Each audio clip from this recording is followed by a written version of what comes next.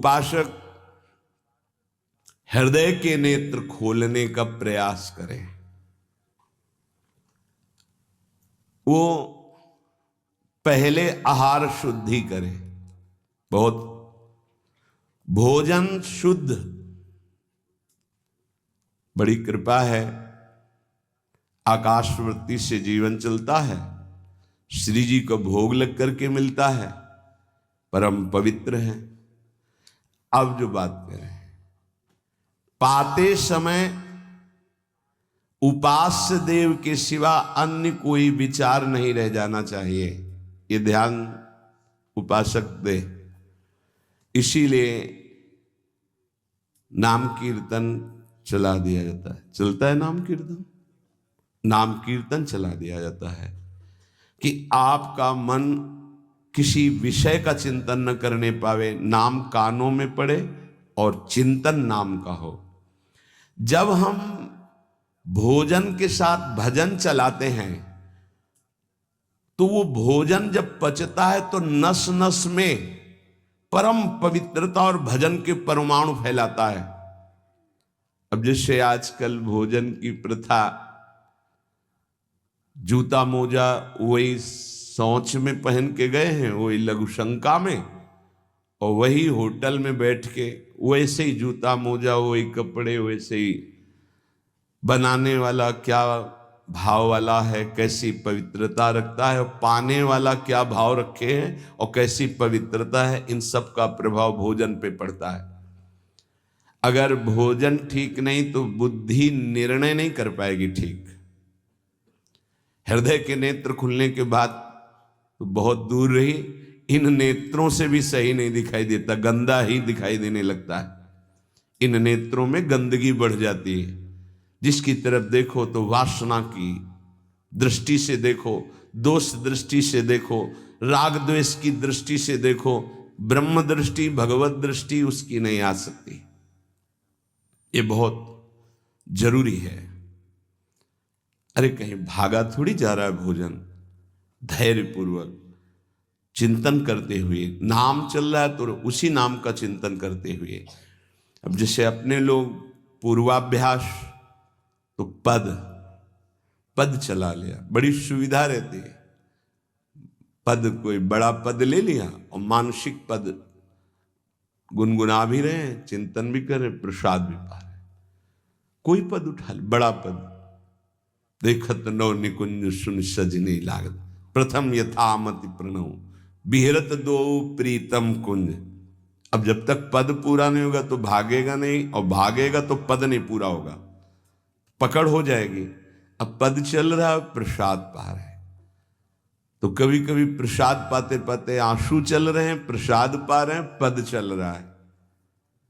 अब वो भोजन क्या करेगा? प्रसाद नस नस में जाकर भागवतिक भाव संचरित करेगा। अब आप प्रसाद पा रहे हैं, किसी द्वेषी का चिंतन कर रहे हैं, गुस्सा आ रही, अब नस नस को वो क्रोध से युक्त करने वाली वृत्ति पैदा करेगा। आप प्रसाद पा रहे हैं, कोई काम चिंतन कर रहे हैं, वही प्रभाव आपके अंदर पड़ेगा। हमारी पद्धति रही है प्रसाद पाने की, चाहे जितना पवित्र हो, पर भोजन पाने के पहले हाथ पैर धोए गए, कुल्ला किया गया, पवित्र हो करके फिर वहां बैठ करके, पद्धति थी आसन पीढ़ा चटाई बिछा दी गई, पवित्रता पूर्वक बैठे, भोग सामने आया, भगवद अर्पित प्रसाद है तो जय जयकार और कीर्तन करके पा रहे हैं। अगर वो ऐसी जगह से मिला है, भगवद अर्पित नहीं है, तो अपने सामने 1 मिनट रुक कर भगवद अर्पित करते हैं, फिर जय जयकार इष्ट की, गुरुदेव की, भगवान नामों की गूंज करके फिर पाते। वो प्रसाद हमारे हृदय में पवित्र भाव पैदा करेगा, भजन बढ़ेगा। भजन से ही हृदय के नेत्र खुलते हैं, भजन से हृदय के नेत्र, और हृदय के नेत्रों से ही प्रियालाल का दर्शन होता है, प्रियालाल का लीला चिंतन होता है। जो अपनी नस नस में नाम, पवित्रता, भक्ति, ज्ञान तो भोजन में बहुत सावधान रहिए। ये 24 घंटे के लिए हमारे विचारों को अपवित्र या पवित्र करेगा भोजन। अगर अशुद्ध भोजन हो गया तो 2-3 दिन तक तो विक्षेप पड़ेगा ही। अगर बहुत ही निषिद्ध भोजन हो गया तो हो सकता है कि भजन भी रुक जाए, विक्षेप क्या रुक जाए, ऐसा ऐसा भोजन होता है। भोजन बहुत संभाल के, भले भूखा रहना पड़े तो अच्छा है 1-2 दिन, पर ऐसा भोजन ना होने पावे जो हमारे भजन को छीण करे। प्रायः जब श्री जी की शरणागति दीक्षा दी जाती है यहाँ, तो पहला कि तुम्हें 11 माला गुरु मंत्र के तो करने ही हैं, दूसरा 12 पद चतुरासी जी के पढ़ने ही हैं पक्का, तीसरा तुम्हें उस रसोई से कभी भोजन नहीं पाना है जिसमें मांस बना है, जिसमें मांस रांधा गया है। भले तुमको वहां दाल रोटी खीर और ये सब बना के दे, पर वो सात्विक भोजन नहीं होगा, वो राक्षसी भोजन होगा, क्योंकि वो रसोई अपवित्र है, उसके पात्र अपवित्र। ये दीक्षा के समय दिया जाता है। चौथा, जो तुम्हारे उपासना की, इष्ट की, गुरुदेव की, संतों की, भगवत स्वरूपों की निंदा करे, वो चाहे रिश्तेदार, नातेदार, चाहे कोई भी हो, हम उससे संभाषण बैठकर नहीं करेंगे। कान में उंगली डालकर राधा राधा बोलकर चले जाएंगे। ये दीक्षा के समय शिक्षा दी जाती है। यदि आप अपने कुसंग को नहीं त्याग सके, भोजन का सुधार नहीं कर सके, तो भजन में रुचि नहीं होगी। ध्यान रखना, हम जैसा अन्न पाते हैं वैसा मन बनता है, जैसा मन होता है वैसे ही चिंतन होता है। हमें हृदय के नेत्र खोलने हैं तो हमें आहार पवित्र करना है। पवित्र आहार पवित्र चिंतन के साथ हमें पाना है। ऐसे जल्दीबाजी नहीं, जल्दीबाजी है तो हम नहीं पा रहे हैं, जब हमें समय होगा पा लेंगे। कोई प्राण थोड़ी निकल जाएंगे, एक बार न पाएंगे, एक दिन ना पाएंगे, नहीं निकलते। कई कई दिन भोजन न पाने पर भी ऐसा नहीं होता कि प्राण निकल गए। बड़ी सामर्थ्य है, प्रभु ने सामर्थ्य दी है।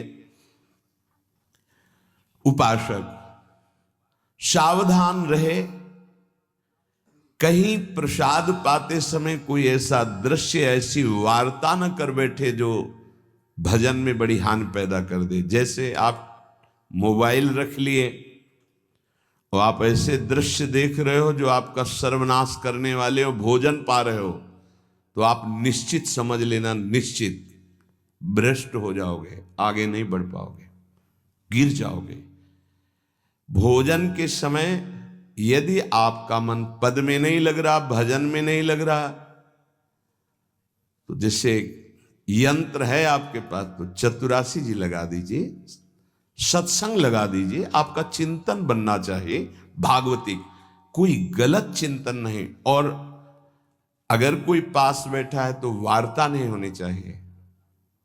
भोजन के समय वार्ता निषेध है, वो वार्ता का समय नहीं, वो एकाग्रता पूर्वक पूरे 24 घंटे के लिए हम अपने विचार पावन करने के लिए बिल्कुल मौन होकर के भगवत चिंतन या भगवत श्रवण करते हुए प्रसाद पावे। जिस जगह पर संत सेवा होती है, नाम कीर्तन होता है, ठाकुर सेवा होती है और परस्पर बैठ करके भगवत वार्ता होती है, उस जगह सारे तीर्थ अपने आप आ जाते हैं।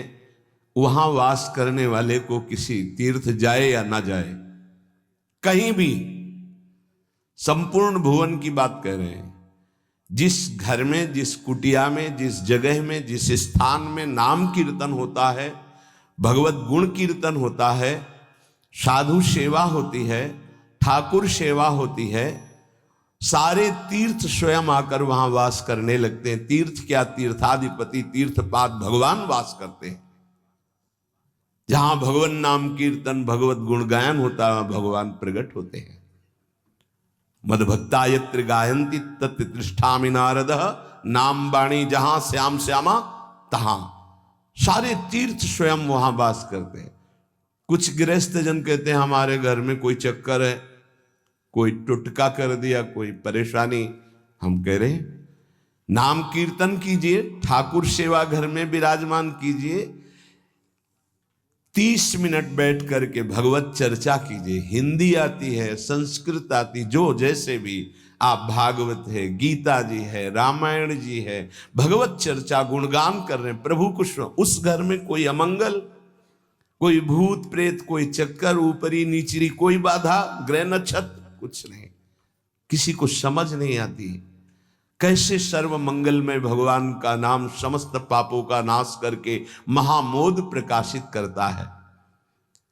अरे जहां एक भक्त बैठ करके नाम जप कीर्तन करता है और जहां पूरा परिवार बैठकर नाम कीर्तन कर, उसका कितना प्रभाव होगा। एक भक्त करे तो उसके प्रभाव का वर्णन होता है। पूरा परिवार नाम कीर्तन कर रहा है, पूरा परिवार ठाकुर सेवा में बैठ करके 5 मिनट ही सही, आरती पूजा प्रणाम नमस्कार, पूरा परिवार 30 मिनट बैठकर भगवत चर्चा सुन रहा है। कोई एक भगवत चर्चा कर रहा, वो तीर्थ है घर, फिर ये तो परम धाम है।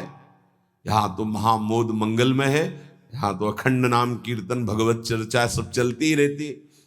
आपको सावधान रहना, जो एक बार आदेश हो जाए उसका उल्लंघन ठीक नहीं है, और उसको तत्काल लागू किया जाए। अगर नहीं किया जाता तो उसे प्रमाद स्थिति कहते हैं, और फिर बुद्धि भ्रष्ट हो जाती है।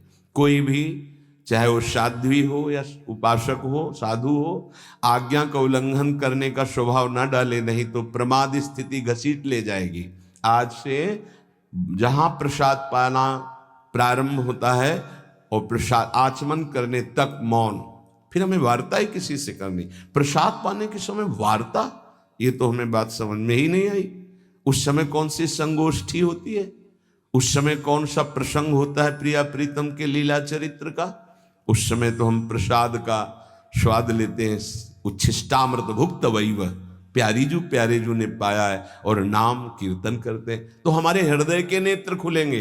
तभी तो हमारी भजन में रुचि बढ़ेगी, जब हमारा प्रसाद पाते समय भजन होगा। बहुत ध्यान देने की बात है ये। अगर प्रसाद पाते समय प्रपंच, तो 24 घंटे प्रपंच चिंतन चलेगा।